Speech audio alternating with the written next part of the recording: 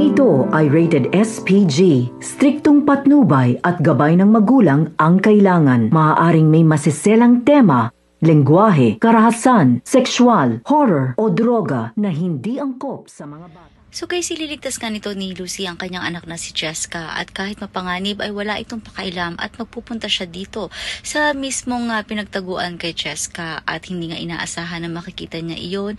Subalit napakalaking katanungan kay Jessica kung bakit si Tita Farah niya ang naandun at wala ang kanyang ina.